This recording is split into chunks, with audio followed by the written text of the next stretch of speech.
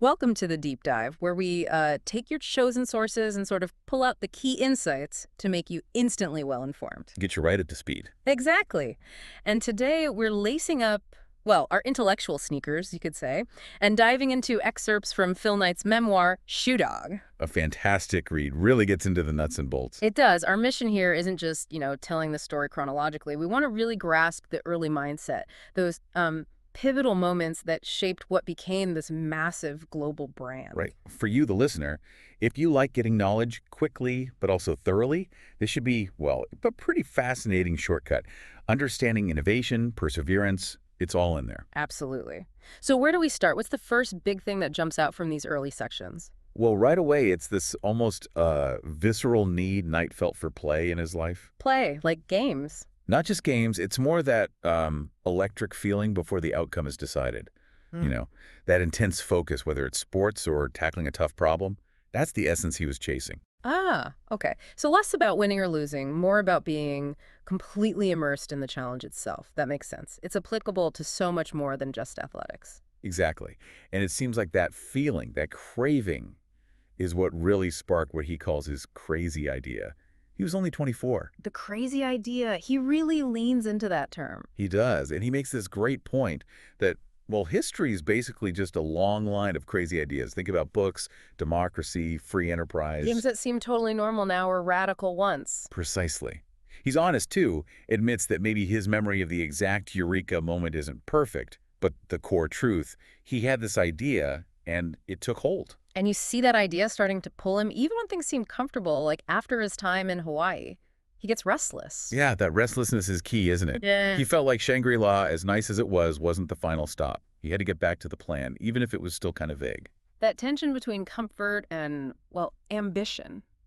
That itch. That's often what drives entrepreneurs, that dissatisfaction with just letting things be. And he mentions hearing this, like faint voice telling to keep An going, internal compass, almost. sort of pointing Yeah. towards something. Yeah. And that leads to a really concrete action, Quitting the sales job, buying the open plane ticket. 1962. an open ticket. That's not just booking a flight. That's a huge statement. It's embracing total uncertainty for a whole year, basically. What allows someone to do that? Deep conviction, I think. Yeah. A willingness to jump without knowing exactly where you'll land. And he lands in Tokyo. And the reality there is pretty stark compared to Hawaii, right? Post-war devastation. Very different. But he finds kindness. These American UPI journalists give him some help and, crucially, some advice. Go see the XGIs at Importer. Exactly. But before that, he's soaking up Tokyo, interested in Buddhism, Shinto, this concept of Kensho, sudden enlightenment. You can almost feel him hoping for his own Kensho moment about his crazy idea. Yeah, and wanting to climb Mount Fuji, but deciding to wait. Wait until there's something to celebrate. It shows foresight, maybe. Or just knowing the timing wasn't right. So he finally meets these XGIs at Importer. Right. A bit gruff at first, apparently, but then they connect over sports, shared background, And he mentions his interest. and tiger shoes. Onitsuka, down in Kobe. And this is where that earlier advice from the UPI guys pays off. Because the XGIs know how business works in Japan. They give him the lowdown. Don't be pushy. Yeah. Understand the indirectness, no hard yes or no. Listen between the lines. And the importance of key respect. Absolutely vital. It's about hierarchy, process, showing deference. They use that amazing example of Hirohito's surrender. The war situation hasn't developed to Japan's advantage. Talk about indirect. It perfectly illustrates the point. You have to read the room, understand the subtext. Crucial skills for Knight. Okay, so armed with this cultural intel, he goes to Onitsuka in Kobe. And the reception is immediately different. The whole accounting department stops, bows together. That's key in action. And the scale of the place. 15,000 pairs a month. That must have felt substantial. Definitely. And then the shoe names. Limber up, spring up. Throw up. Yeah, had to keep a straight face there, I imagine. But the executives were serious, asking about the American market. And Knight, what does he do? He throws out this huge number. $1 billion, Yeah. just like that.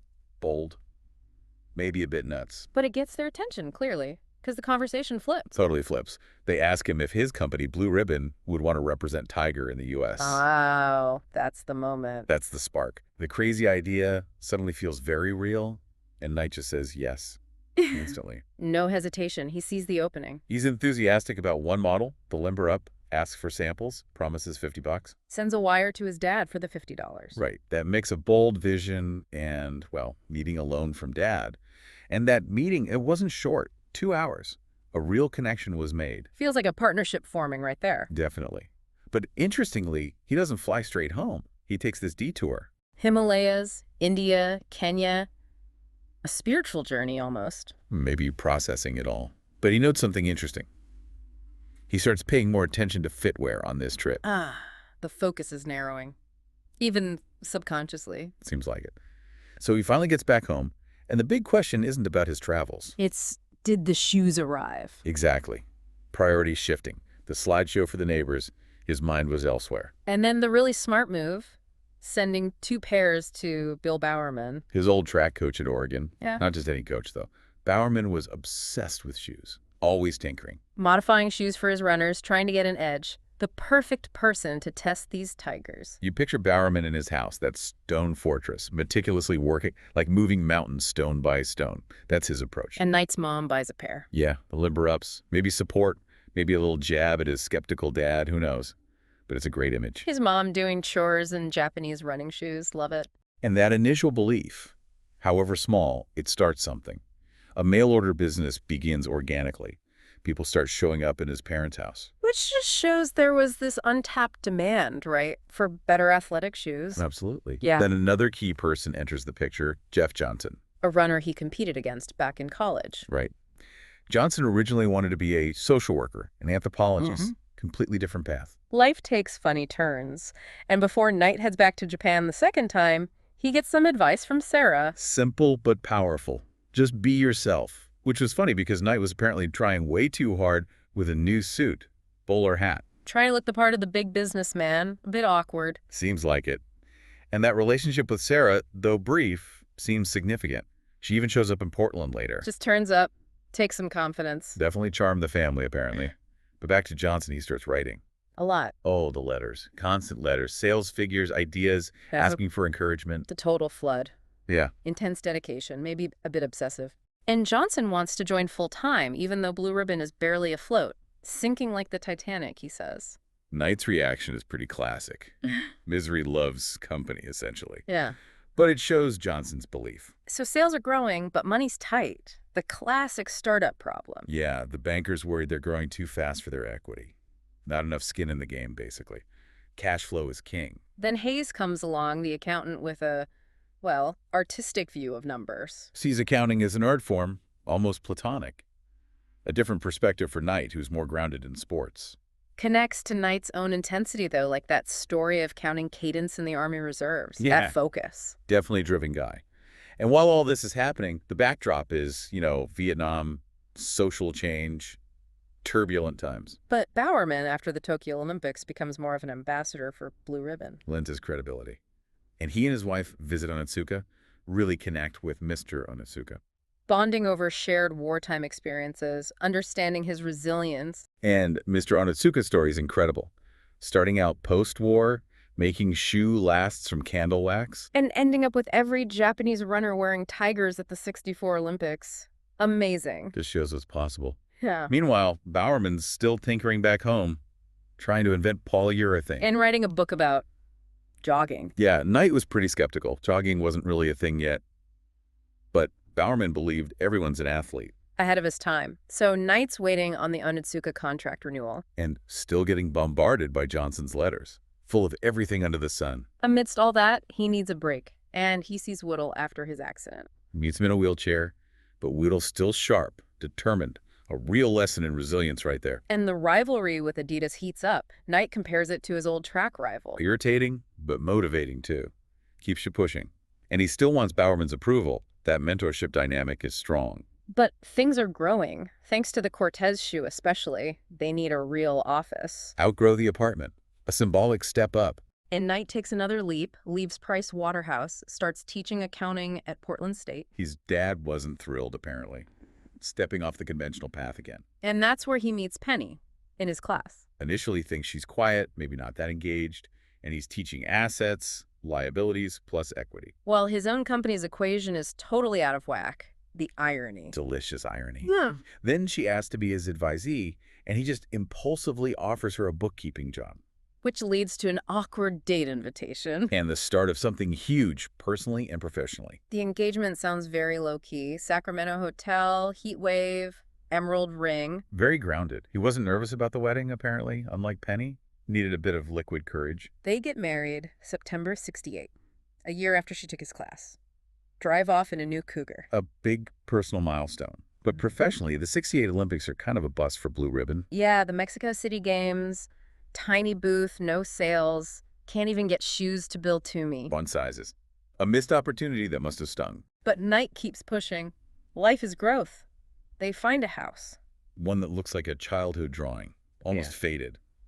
But the problems persist. Onitsuka issues, bank pressure. And then the floor drops out. The betrayal. Finding out Onitsuka's plan to cut them out, go direct in the U.S. after all that work building the brand. Ouch, the hurt and anger must have been intense. Forces his hand, really. Needs new financing. Finds Nisho. A giant Japanese trading company. Why would they bother with Little Blue Ribbon? Their model, high volume, low margins. They look for growth potential. Blue Ribbon fit the bill. This new direction means they need their own identity, their own shoe, their own logo. Can't use the tiger stripes anymore. Need something unique, which leads him back to Portland State. And Carolyn Davidson. The student asked to design something evoking motion. Pretty vague, brief. Yeah. But she comes up with something iconic, and Nisho gets more involved, helping find factories, bringing in consultants. Shoe wizards, and the term shoe dog. Someone totally obsessed with shoes. Knight recognized himself, I think. He goes back to Japan with Nisho, meets this odd character, Seoul Jr. Yeah, looks like a kid starts every sentence with I. Memorable, if strange. And amidst all this business, he takes a moment, visits the Hiroshima Museum alone. A pause for reflection. Important. Then back to the U.S., the Chicago Shoe Show. Things go well. Their new shoe gets good reactions. A factory owner compliments their honesty. Johnson's reaction is priceless. Telling the truth. Who knew? Classic Johnson. But then Katami from Onitsuka shows up, unannounced and angry. Confronts Knight. What is this? Nikkei! The battle lines are drawn. So Nike is born, sales are growing, things feel a bit more stable personally. But then Munich happens. The 72 Olympics massacre. A really dark time globally, shakes everyone. Puts things in perspective, but back in the sports world, Pre makes his comeback, wearing Nikes. A huge moment, perfect match, and Bowerman's still there, coaching, working on the waffle sole. The legal fight with Onitsuka dominates 73, though. Painful process. Reviewing everything, facing tough choices about what to reveal, they decide to play it straight. Stick to the truth. But the core business problem remains. Supply and demand, getting the shoes made and delivered, it's a constant struggle. And Strasser, the lawyer who opposed them, joins their side. It becomes their first in-house counsel. His dad advised him to do it. A surprising but brilliant move. But new problems pop up. The yen starts fluctuating wildly. Creates huge financial uncertainty. And then that really embarrassing moment for Knight. Credit card declined. While he's with his successful friend Kale. Oof. Highlights the constant cash crunch, even as the company grows. Johnson's pushing to sign Jimmy Connors. Tennis's answer to Pre, but the initial offer is low. Money's still tight. Always tight. Because Knight's obsessed with growth, grow or die, But leads to tense bank meetings. And then the absolute lowest point, the phone call. Accused of fraud. Devastating. But Penny's reaction is amazing. Complete faith in Sumeragi, knows it will work out. She's his rock, clearly. The creditor meeting sounds like a total farce. Trying to keep everyone separate. Like a bad comedy sketch, but deadly serious. Then the showdown with the Bank of California. And Ito from Nisho steps up. Unexpectedly defends them. Forcefully tells the bank they're being idiots, basically. Shows how strong that Nisho partnership became. That saves them, but they realize they need to move production out of Japan. The dollar's killing them. Taiwan becomes the focus. Jim Gorman takes the lead on that tough transition. They check out factories, mostly disappointing at first. Until they find Feng Tay, run by C.H. Wong, a true shoe dog, good atmosphere, dedicated, lives there with his family. They also hire Hishe, a local guy, to connect them with the best factories. Smart move. And they set up Athena Corp in Taiwan. Named after the Greek goddess who brings Nike victory. Clever, thinking ahead about China, too. Knight also checks out a factory in Manila. Stays in MacArthur's old suite. Symbolic, maybe? Then it's 1976, the bicentennial in the U.S. Lots of patriotism. Resonates with Knight. Makes him grateful for the freedom he had to build this thing, and he makes sure Bowerman feels needed. Keep the key players engaged. Nike makes its big Olympic debut in Montreal. High hopes for Frank Shorter. He comes in second. Still amazing, but a bit of a letdown for the hyper-competitive Nike crew. Sales double that year, though, $14 million, but still. Cash poor, always borrowing to grow. Woodell, Strasser, Hayes, their trust is crucial. They seriously consider going public again, but hesitate, worried about the culture. That unique, slightly renegade spirit they had, they didn't want to lose it. Which leads to the butt-face meetings. Yeah, intense sessions at Sun River to hash out the big problems. Sounds rough, but also built incredible loyalty. This unlikely bunch of founding fathers, misfits almost, underdogs. And through those tough talks, the idea crystallizes. Going public is the only way to sustain the growth. Reluctantly, maybe, but necessarily. Around this time, Rudy shows up. The air shoe guy. Eccentric engineer, blackboard full of equations Knight doesn't understand, but He gets a feeling we might have something here. trusting his gut again. And Strasser's negotiating skills become key for future deals, landing athletes. The first air shoes have issues. That flared heel. They do a recall. And instead of anger, they get appreciation. Customers liked that they were trying new things, being honest. Builds loyalty. Signing a big Taiwan factory deal solves the knockoff problem, ends the Japan dependence. A huge step. And then comes the slogan, there is no finish line. Perfect. Captures the whole philosophy. Continuous effort. Knight finally gets advice from Chuck Robinson, the businessman he admired. Robinson's message is blunt. Going public isn't an option. It's mandatory to fix the cash flow. Knight feels sad about it, like giving up some control, but sees the necessity. On a personal note, he reflects on his son's not being into sports.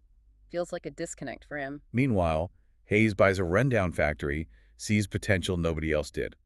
Resourceful. But the first Nike apparel line, a total disaster. Look like junk. A morale hit, but a lesson learned. Don't rush innovation. Reminds them of Bowerman's many failed waffle iron experiments. Failure is part of it. They hit bureaucratic walls with tariffs, but Senator Hatfield steps in. Surprisingly helpful. Changes the whole dynamic with the government, folks. Influence matters. Then the IPO roadshow. Tiring but nostalgic for Knight and Johnson, looking back. They debate the share price. Knight insists on $22, same as Apple, believing in their value. And the day comes, they go public. Knight feels regret. Yeah, wishes he could do it all over again. And the world doesn't feel different, despite the money. Anticlimactic. Fast forward to 2007. He's watching the bucket list, thinking about bigger questions. Nike's changed too. Factory reform leader, girl effect impact, evolved beyond just shoes. Whittle's story about his parents' initial $8,000 loan becoming $1.6 million, incredible payoff for that early belief. Knight warns innovators, though. It's tough. Free enterprise has challenges. The U.S. isn't even top-ranked for entrepreneurial spirit, surprisingly. And he ends looking ahead wondering, is there another crazy idea out there for him? Still restless. So pulling it all together from this deep dive, it really highlights the power of that initial crazy idea, doesn't it? Absolutely. But also the sheer grit, the perseverance needed. It was never a straight line, full of setbacks, betrayals, unexpected turns. And that messy reality is what forged the brand. Those early struggles laid the foundation. It's a mix of ambition, resilience, learning from mistakes, and yeah, a bit of luck and good timing too. So the question we leave you with, as you think about Knight's journey, what's your crazy idea? It doesn't have to be a global brand. Right. But what small step, maybe just one small step, could you take today to start exploring it? Think about that mix Knight embodied. The big dream, the ability to bounce back, and that constant desire to learn and adapt. That seems to be the key.